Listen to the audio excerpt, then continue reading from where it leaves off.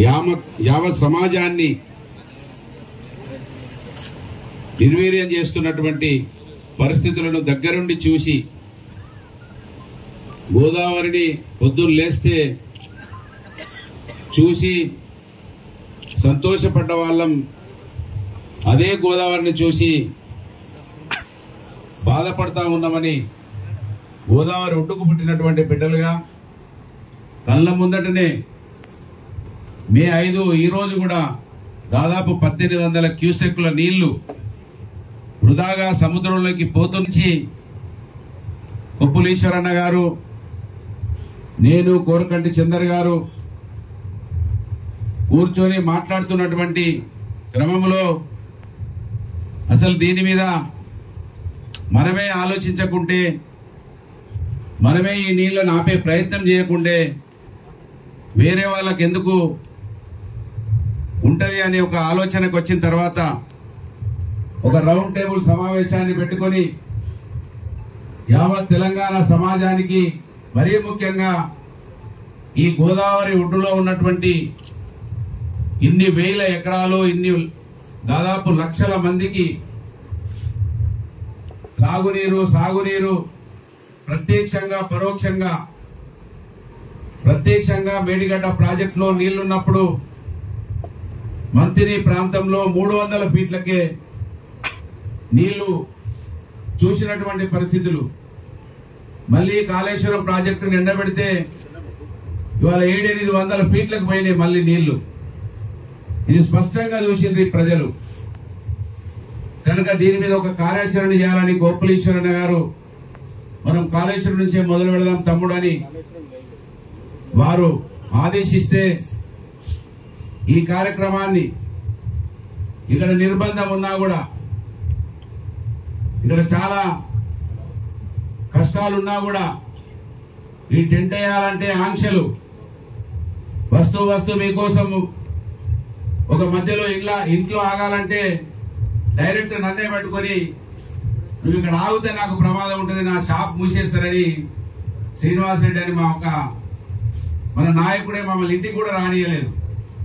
అటువంటి నిర్బంధంలో హైదరాబాద్ లో ఉన్న వాళ్ళు మా ప్రాంతంలో ఉన్న నాయకుని పట్టుకొని చాలా గొప్పగా ఊహించుకుంటా ఉంటారు.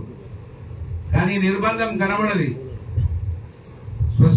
ప్రత్యక్షంగా నన్నే ఇక్కడికి వస్తే ప్రమాదం అవుతుందని చెప్పినా కూడా అవమానాలు, కష్టాలు చూసి ప్రజలకు పనిచేయడంలో ఇవన్నీ ఏవి కూడా పట్టించుకోవద్దని మరి టెంట్, చిన్న చిన్న సౌకర్యాలు మీకు కల్పించడము, దీని ద్వారా ఈ రౌండ్ టేబుల్ సమావేశం ద్వారానైనా కాంగ్రెస్ పార్టీ కళ్ళు తెరుస్తుందని, ఈ తెలంగాణ రాష్ట్రాన్ని కాపాడుతుందని, కేసీఆర్ గారి మీద కుట్రను ప్రజల మీద చూపించొద్దని ఈ యొక్క ఉడతా భక్తి కార్యక్రమాన్ని మరి మీరు అందరూ వచ్చి పిలువగానే ఇచ్చేసిన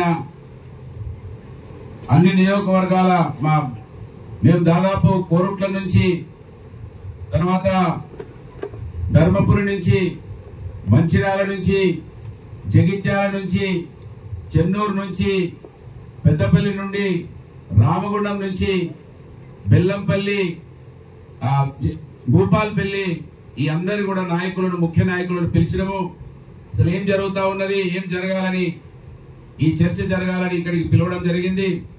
మా పిలుపును మన్నించి వచ్చిన మీ అందరికి కూడా శిరస్సు వంచి ధన్యవాదాలు. తెలంగాణ ప్రజలకు దీని ద్వారా మంచి జరుగుతుందని ఆకాంక్షిస్తూ, మా విన్నపాన్ని మన్నించి వచ్చిన పెద్దలు, మండలిలో ఉపనాయకునిగా ఉన్నటువంటి నాకు పెద్దన్నలాగా నా పక్కకే ఉండి నన్ను అన్ని రంగాలలో ఆశీర్వదిస్తున్న పెద్దలు మధుసూదనాచారి గారికి హృదయపూర్వకంగా స్వాగతం పలుకుతూ, పెద్దలు నాకు అన్ని రకాల వెన్నంటి ఉండి నడిపిస్తూ, కష్టాలలో మంచిలో ముందు నడిపిస్తున్నటువంటి అంబేద్కర్ ఆశయ సాధకుడిగా వారికి పేరు నేను పెట్టినా, అంబేద్కర్ ఏదైతే కోరుకున్నాడో, అంబేద్కర్ ఏదైతే ఆశించిండో వారి ఆశయాలకు అనుగుణంగా పనిచేస్తూ, ముఖ్యంగా మాకు వెన్నంటి ఉంటున్న నా పెద్దన్న మాజీ మంత్రివర్యులు కొప్పులీశ్వర్ గారికి హృదయపూర్వకంగా మీ అందరి పక్షాన స్వాగతం పలుకుతూ, నీళ్ల గురించి అసలు ఈ మధ్యలో సోషల్ మీడియాలో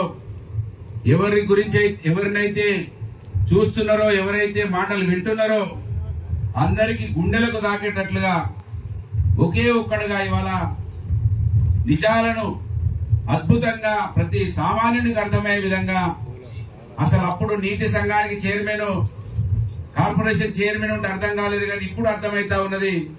పెద్దలు వి ప్రకాష్ గారికి, వారికి హృదయపూర్వకంగా మీ అందరి పక్షాన స్వాగతం పలుకుతూ, మా అన్న పెద్దన్న కోరుట్ల మాజీ శాసనసభ్యులు పెద్దలు కల్వకుంట్ల విద్యాసాగర్ అన్న గారికి హృదయపూర్వకంగా స్వాగతం పలుకుతూ, పెద్దలు మాజీ శాసనసభ్యులు మంచిర్యాల నడిపెల్లి దివాకర్ రావు గారికి హృదయపూర్వకంగా మీ అందరి పక్షాన స్వాగతం పలుకుతూ, పెద్దలు మిత్రులు రామగుండ మాజీ శాసనసభ్యులు కోరుకంటి చంద్ర గారికి హృదయపూర్వకంగా స్వాగతం పలుకుతూ, మిత్రులు అన్న బెల్లంపల్లి మాజీ శాసనసభ్యులు చిన్నయ్య గారికి హృదయపూర్వకంగా స్వాగతం పలుకుతూ, సోదరిమణి జగిత్యాల మాజీ జిల్లా ప్రజా పరిషత్ అధ్యక్షురాలు దావ వసంత గారికి హృదయపూర్వకంగా స్వాగతం పలుకుతూ, సోదరిమణి జయశంకర్ భూపాల్పల్లి జిల్లా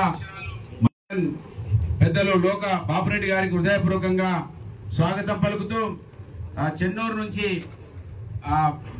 మన బాలక సుమన్ గారి తరఫున వారందరి టీము తీసుకొని వచ్చిన డాక్టర్ రాజా రమేష్ గారికి హృదయపూర్వకంగా స్వాగతం పలుకుతూ, ఇక అందరి పేర్లు చెప్పకుండా మీ అందరికి కూడా హృదయపూర్వకంగా ధన్యవాదాలు.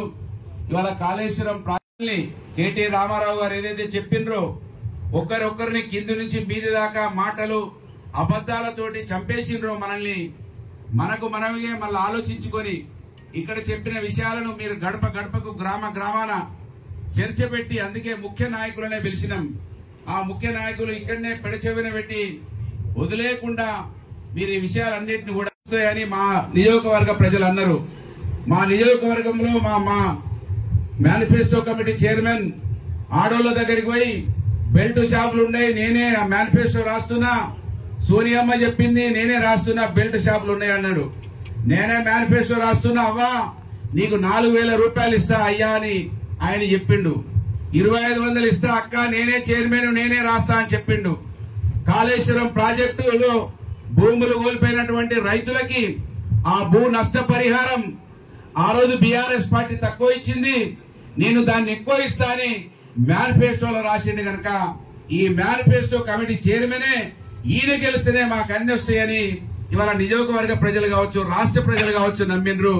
కనుక నమ్మిన వాళ్ళే నట్టేట మూస్తారంటే ఈ నియోజకవర్గ శాసనసభ్యుడు అది చేసి చూపించిండు. ఇవాళ గద్ద ఏ విధంగానైతే తన పిల్లలను తననే చంపుకుంటుందో ఆ విధమైన పరిస్థితులు మంత్రి నియోజకవర్గంలో గెలిపించుకున్నటువంటి ప్రజలని అనేక రకాలుగా హింస జరుగుతా ఉన్నది. ఇవాళ ఏదైతే కాళేశ్వరం చిన్న కాళేశ్వరం అని అనుకుంటున్నామో మనం, ఆ చిన్న కాళేశ్వరం కు నీళ్లు రావాలన్నా, చిన్న కాళేశ్వరం ద్వారా మనం ఏదైతే ప్రతిపాదించినామో 40,000 ఎకరాలు దానికి కూడా నీళ్లు రావాలన్నా మేడిగడ్డ బ్యారేజ్ అవసరం. మేడిగడ్డ బ్యారేజ్ లేకపోతే గదే వానాకాలం పంటకే నీళ్లు ఇవ్వగలుగుతాం. కనుక ఇవాళ ఒక్క పిల్లర్ ను సాగు చూపించి ఈ నియోజకవర్గాన్ని ఇంతమందిని ఎండబెడుతున్నటువంటి ఈ కాంగ్రెస్ పార్టీ నీతిని, మంత్రి నియోజకవర్గ ఎమ్మెల్యే నీతిని మనం ఈ సమాజానికి చెప్పాలి. ఇవాళ చిన్న కాళేశ్వరంలో కాంగ్రెస్ పార్టీ వాళ్ళు అధికారంలో ఉంటే ఏ విధంగా ఉంటారు, అధికారంలో లేకుంటే ఏ విధంగా ఉంటారంటే, ఇవాళ చిన్న కాళేశ్వరం గురించి, కాలువల గురించి, పైప్ లైన్ల గురించి భూసేకరణ జరుగుతా ఉన్నది. మాదేపూర్ రైతులు కోరుతా ఉన్నారు, మాకు కాలువలు అవసరం లేదు, మాకు నీళ్లు అవసరం లేదు, మేము ఏది మిర్చి పండిస్తున్నాం, మిర్చికి సంవత్సరానికి 60,000 రూపాయల కౌలు వస్తున్నది, మాకు 100 ఫీట్లలో నీళ్లు పడుతున్నాయి, మేము డ్రిప్ ఇరిగేషన్ ద్వారా మేము మిర్చి పండిస్తాము, మాకు ఈ కాలువలు తీసుకొస్తే మీరు ఆ కాలువలలో భూములు పోతాయి, మా కాలువలు వద్దన్నా కూడా పోలీసులను పెట్టి కాలువలు తప్పిస్తాం, మేము చెప్పిన పంటనే వేసుకోవాలని ఇవాళ ఆదేశాలు ఇస్తా ఉన్నాడు మంత్రి ఎమ్మెల్యే గారు. ఇవాళ మంత్రి ఎమ్మెల్యే గారు ఈ వేదిక ద్వారా నుంచి మేము అడుగుతున్నాం, మీరు ఎన్ని ఫ్యాక్టరీలు పెట్టినా ఎన్ని చేసినా కూడా ఇవాళ మిర్చి పండించే రైతులు ఇచ్చే ఏదైతే జీవనోపాధిస్తున్నారో, ఏదైతే వాళ్లకు దాదాపు 1,200-1,500 మంది ఆ మిర్చి మీద ఆధారపడి కూలి చేసుకొని బతుకుతా ఉన్నారు. మీరు ఈ నీళ్లు ఇస్తే వాళ్ళు వరి వేసుకుంటే వరి ద్వారా ఎంత ఉపాధి వస్తుందో ఒకసారి ఆలోచించండి. కనుక ఈ లక్షల రూపాయల వెచ్చించినటువంటి భూములను వృధా చేయకుండా అని చెప్పినా కూడా ఇవాళ పోలీసులను పెట్టి ధ్వంసం చేసే ప్రయత్నం చేస్తా ఉన్నాడు మంత్రి ఎమ్మెల్యే గారు. ఆ రోజేమో ముసలి కన్నీరు కాల్చిండు రైతుల దగ్గరికి వెళ్ళి, ప్రజల దగ్గరికి వెళ్ళి. ఇవాళేమో పోలీసులను పెట్టి నడిపిస్తా ఉన్నాడు. కనుక నేను మంత్రి ఎమ్మెల్యేని డిమాండ్ చేస్తున్నా, ప్రజలు ఏదైతే కోరుకుంటారో ఆ ప్రజలకు అనుగుణంగా పనిచేయాలి ప్రజాప్రతినిధులు. కానీ నీకు ఇష్టమున్న పని చేసి గీదే పనిలో నువ్వు ఉండాలంటే ఇది మంచిది కాదనే విషయాన్ని ఈ సందర్భంగా, ఏదైతే ఇవాళ చిన్న కాళేశ్వరం గురించి భూసేకరణ జరుగుతుందో దానిని ఖచ్చితంగా ఆపిచేసి గ్రామ సభలు పెట్టి, గ్రామ సభలలో ఏ పంటకు ఏమి ఎక్కడ ఎన్ని నీళ్ళు అవసరం ఉంటాయో దాన్ని పరిశీలన చేసి మీరు పనులు చేయండి. పెద్ద కాళేశ్వరాన్ని పునరుద్ధరించండి. ముఖ్యమంత్రి ప్రతిరోజు మంత్రి ఎమ్మెల్యే ఏది చెప్తే గదే చేస్తా అంటున్నాడు. మీరు ఏది చెప్తే అది చేస్తా అన్నప్పుడు మా గురించి చెప్పబుద్ధి అయితే లేదా, మా గురించి అడగబుద్ధి అయితే లేదా? ఈ ప్రాజెక్టులు పూర్తి చేయాలనే కనీసం మీరు ఆలోచించడానికి సందర్భంగా ఈ వేదిక ద్వారా మేనిఫెస్టో కమిటీ చైర్మన్ ని మంత్రి ఎమ్మెల్యేలను డిమాండ్ చేస్తూ మరి కాళేశ్వరం ప్రాజెక్టు గురించి సవివరమైనటువంటి విషయాలను ఇక్కడ మీ ముందుంచడానికి పెద్దల్ని ఒకరొకరిగా మాట్లాడవలసిందిగా కోరుతూ, దాని మీద ఏం మచ్చ కూడా లేదు. కనీసం దాంట్లో నీళ్ళు ఆపి పెట్టినా, లిఫ్ట్ చేయకపోయినా మా గ్రౌండ్ వాటర్ పెరుగుతుండే, మాకు 3 పంటలకు నీళ్ళు వస్తుండే. దాన్ని అన్యాయంగా నిర్వీర్యం చేసిరు. ఎక్కడ ధర్మపురి దాకా నీళ్లు అంటుంటుండే. అంటే కావాలనే కక్ష కట్టిన దానికి సుందిల బ్యారేజ్ నిలుండేది సాక్ష్యం. సో ఇప్పుడు మీరు అందరూ చూసి వేచి చూస్తున్నటువంటి